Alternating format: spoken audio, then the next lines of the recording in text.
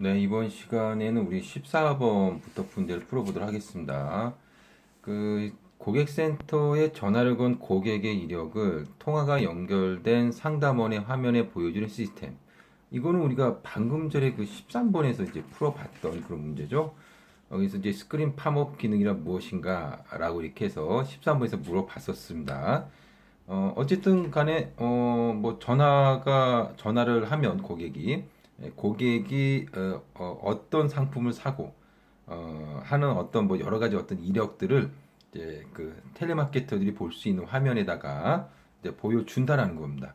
이런 어떤 시스템을 우리는 이제 스크린 팝업이다라고 보시면 되겠습니다. 그 다음 이제 15번 보시면요. OJT란 무엇인지 간단하게 기술하시오라고 했는데요. 뭐 여러분들 뭐 이것도 아마 잘 아실 겁니다. OJT라고 하는 것은 앞글자를 딴 거죠. On the job training입니다. 앞글자를 따가지고 우리는 OJT라고 하는데, 그러니까 이제 그 직장 내에서 이제 그 훈련을 한다라는 그런 뜻입니다. 그래서 자신이 근무하는 사내에서 직무와 병행하여 훈련하는 교육 기법이다. 그래서 이 OJT라고 하는 것은요, 일단 신입사원이 들어오거나, 혹은 뭐 다른 직원이 다른 부서로 가거나 했을 경우에, 그 사람을 데려다가 이런 업무는 어떤 업무고 한다는 것을 가르쳐 준다는 거죠. 그 업무를 하면서. 예. 그래서 이런 것들이 바로 이제 OJT라고 보시면 되고요. 대개 이제 1대1로 할 가능성이 크기 때문에 개인의 능력에 따라서 훈련을 실시할 수 있겠죠. 그래서 뭐 기존 직원들을 갖다 훈련시킨다면, 뭐 좀 이제 아무래도 어느 정도 좀 할 줄 아니까 그에 맞춰가지고 하고, 신입사원은 전혀 모르니까 또 이제 좀 더 자세하게 훈련을 시키고, 그래서 뭐 개인에 따라 가지고 훈련을 갖다가 실시할 수 있다는 거, 뭐 이런 것들이 또 특징이라고 할 수가 있겠습니다. 근데 이제 단점은 뭐 훈련을 하다 보니까는 뭐 업무도 제대로 못하고, 그 다음에 훈련도 뭐 제대로 못하는 뭐 그런 어떤 상황이 될 수도 있다라는 거죠. 자, 이것이 이제 OJT라고 보시면 되고요. 그 다음 이제 16번 보겠습니다. 다음에 기술하는 내용은 무엇을 말하는가? 그 상담원의 통화 내용을 듣고 상담원들의 상담 능력, 예절 등을 체크하여 통화 품질을 향상시키고자 하는 활동. 그러니까는 상담원이 즉 텔레마케터가 어떤 식으로 고객하고 상담하는지를 갖다가 일부러 듣는다라는 겁니다. 그래서 상담원들이 어떻게 상담하고 있는지, 문제점은 없는지, 고객들에게 좀 잘 안내를 하고 있는지, 뭐 이런 것들을 갖다가 체크해가지고 좀 개선할 방향이 있으면 개선할 수 있도록 하는 거. 이런 게 바로 이제 모니터링이라고 보시면 되겠습니다. 모니터링. 자, 그래서 통화 품질 향상을 위해 고객과 텔레마케터 간의 실제 통화 내용 샘플을 듣는 것, 이것이 모니터링입니다. 그러니까 목적은 뭐겠어요? 목적은 바로 통화 품질 향상이라고 보시면 되겠습니다. 어, 자, 그 다음에 17번 보겠습니다.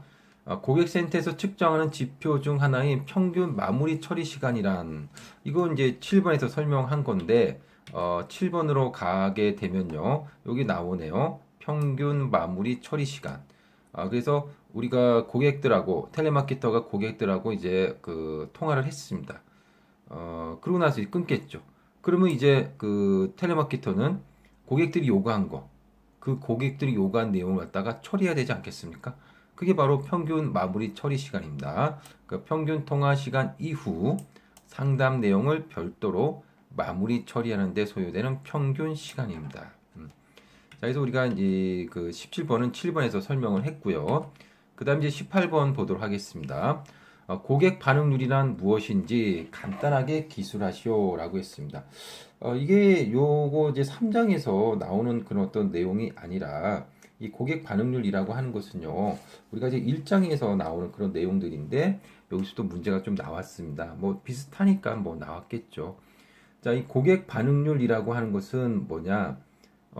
고객 반응률이 나오네요. 고객 반응률이란 고객의 전화를 걸어 연결된 고객 중에서 상품이나 서비스를 구매하거나 호감 등의 반응을 보인 고객의 전화 수를 백분율로 나타낸 것.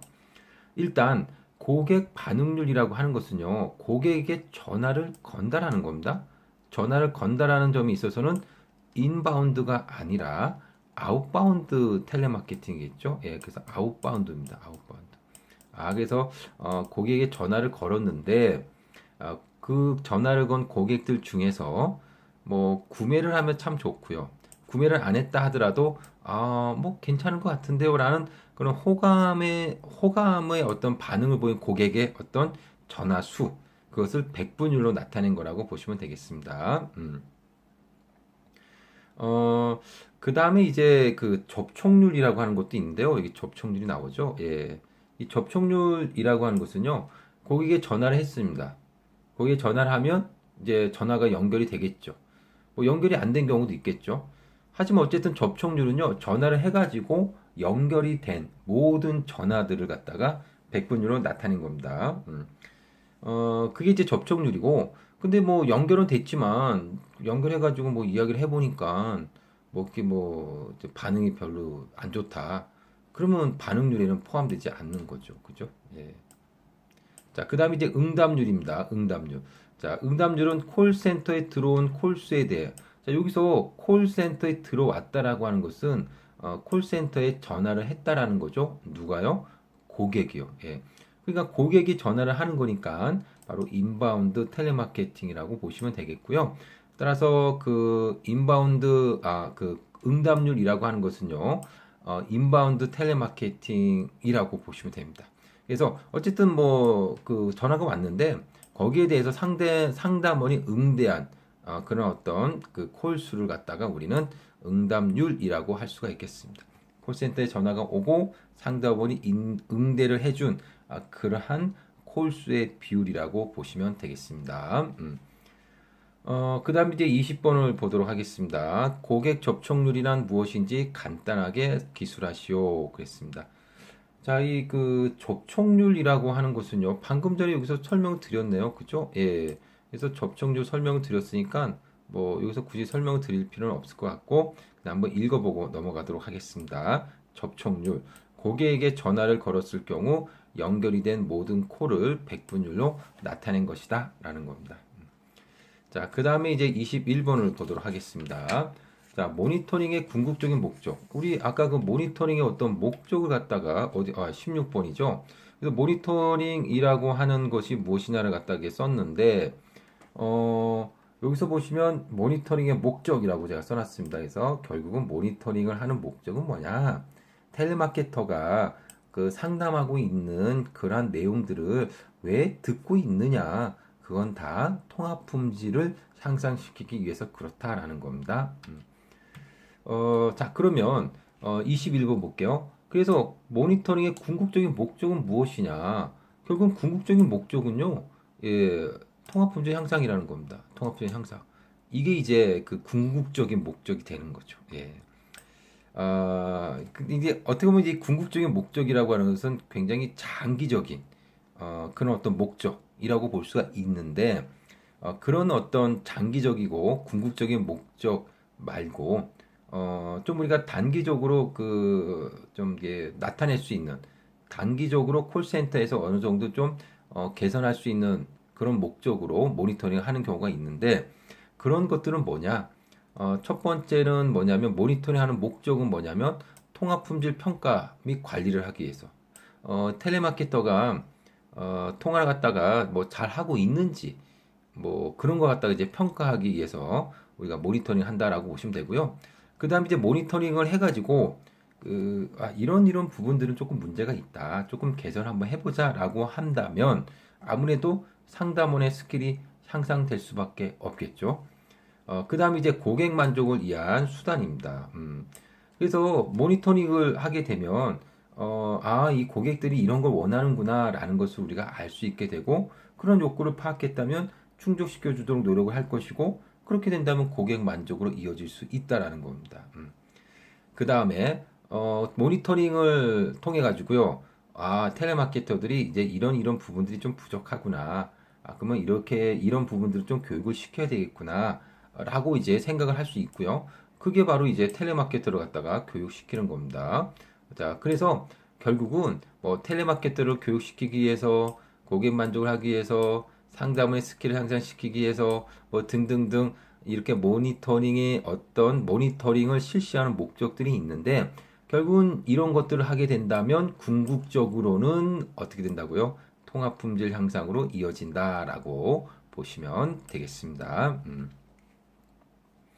자, 그 다음에 이제 22번을 보도록 하겠습니다. 22번은 이제 QAA라고 하는 건데요. 이 QAA라고 하는 사람들은 누구냐?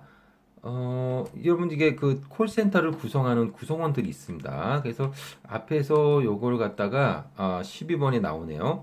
이 12번에 보시니까 콜센터의 구성원들이 나오잖아요. 매니저, 그 다음에 슈퍼바이저. 매니저는 이제 전체를 총괄하는 그런 어떤 사람이고, 슈퍼바이저는 10에서 15명 정도의 텔레마케터를 갖다가 관리하는 사람이고요. 그 다음에 뭐 텔레마케터가 있고요. 그 다음에 QAA, 통합품질 관리자입니다. 예. 자, 그래서 아까 그 문제 나왔던 통합품질 관리자도 콜센터의 구성원 중에 한 명이고, 그 다음에 이제 교육 강사, 지원 부서, 예, 기획 관리, 통계, 시스템 지원, 채용 등을 하는 지원 부서들이 있다 이렇게 보시면 되겠습니다. 어, 그런데 이 QAA라고 하는 사람들은 도대체 어떤 일을 하는 사람이냐? 통합품질 관리자라고 했는데 이 통합품질 관리자라고 하는 사람들은요. 여기 보면 하는 일들이 나와 있습니다. 통합품질에 대한 어떤 공정하고 객관적인 평가. 예. 통합품질 관리자니까 통합품질에 대해서 평가를 해야 되지 않겠습니까? 근데 평가를 할 때 당연히 공정하고 객관적으로 해야 되겠죠. 그 다음에 이제 통합품질 향상을 위한 교육을 실시합니다. 이건 넌 이게 잘못됐다라고 말만 한 게 아니라 잘못됐으면 이제 교육을 시켜야죠. 더 잘할 수 있도록. 예, 그 다음에 해당 분야에 대한 전문적인 지식을 바탕으로 상담 내용에 대한 모니터링과 코칭 한다는 겁니다. 어, 어쨌든 이 통합품질 관리자는 나름대로 이제 그 텔레마케팅에 대해서 이제 전문적인 어떤 지식을 갖고 있는 사람이라고 볼 수가 있겠죠. 그러니까 이런 전문적인 지식을 바탕으로 어떤 상담 내용에 대한 모니터링과 코칭을 한다라는 겁니다. 자, 이게 바로 이제 통합품질 관리자 QAA들이 하는 일인데, 문제에서 물어본 것은 QAA의 자질 두 가지를 물어본 겁니다. 자, 그러면 QA는 어떤 자질을 갖고 있어야 되냐? 여기 보시면 공정하고 객관적인 평가를 해야 되잖아요. 그러니까 당연히 객관적인 판단 능력이 있어야 되는 거죠. 그 다음에 그 모니터링도 하고요. 그 다음에 교육도 실시해야 되잖아요. 그러니까 코칭 및 교육 능력도 있어야 되겠죠. 예. 그 다음에 모니터링을 또 평가할 수 있는 능력. 그러니까는 뭐 객관적으로 한다고 할지라도 어쨌든 그 모니터링을 함으로 인해서 텔레마케팅을 잘하고 있는지 어떤지를 갖다가 평가할 수 있는 전문적인 능력이 있어야 된다 이런 얘기입니다. 전문적인 능력이 없으면 안 되죠. 그러니까 전문적인 지식도 보유를 해야 되겠습니다. 자, 이런 것들이 바로 이제 그 통합품질 관리자가 가지고 있어야 되는 어떤 자질이라고 볼 수가 있겠습니다. 자, 23번. 그 서번트 리더십이라고 하는 건데요. 솔직히 말해서 이제 리더십이 그 내용에 들어가 있지만 시험에는 뭐 잘 안 나오는 그런 어떤 내용들이라고 볼 수가 있습니다. 그래서 이제 23번 같은 경우는 이제 그 한번 서번트 리더십이라는 게 뭔지 그냥 한번 읽어보시면 될 것 같아요. 여기 보면 서번트 리더십이라는 게 나오죠. 그래서 77년 AT&T에서 경영 관련 교육과 연구를 담당했던 로버트 그린리프라는 경영학자에 처음 제기되었는데 다른 구성원들이 공동의 목표를 이루어 나가는 데 있어 정신적, 육체적으로 지치지 않도록 환경을 조성해주고 도와주는 리더십. 결국 인간 존중을 바탕으로 다른 구성원들이 잠재력을 발휘할 수 있도록 도와주는 것. 이것이 바로 이제 서번트 리더십. 그러니까 다른 사람들이 잘할 수 있도록 도와주는 리더십이다. 이렇게 보시면 되겠습니다. 그 다음에 이제 24번 같은 경우는 요거는 이제 우리가 저기 그 생산 관리에서도 우리가 좀 배웠었죠. 그래서 예를 들어서 제가 나이키를 아마 예를 들었을 겁니다. 나이키 같은 경우는요, 신발을 만드는 회사라고 잘 알고는 있지만 가만히 보면 신발을 만드는 것은 다 아웃소싱을 주는 겁니다. 중국, 그 다음에 뭐 말레이시아, 뭐 이런 어떤 동남아 국가들에게 신발 만드는 그런 업무는 아웃소싱을 주고, 그 다음에 자기네들 핵심 업무 한다는 거죠. 핵심 업무, 경영 관리, 그 다음에 마케팅, 브랜드 관리, 뭐 이런 것만 한다는 겁니다. 그래서 어쨌든 간에 기업의 업무를 보게 되면 핵심적인 업무가 있고, 그 다음에 비핵심적인 업무가 있는데, 비핵심적인 업무는 외부 기업들에게 그 맡기고, 즉 아웃소싱하고, 그 다음 핵심적인 업무는 우리가 한다는 거죠.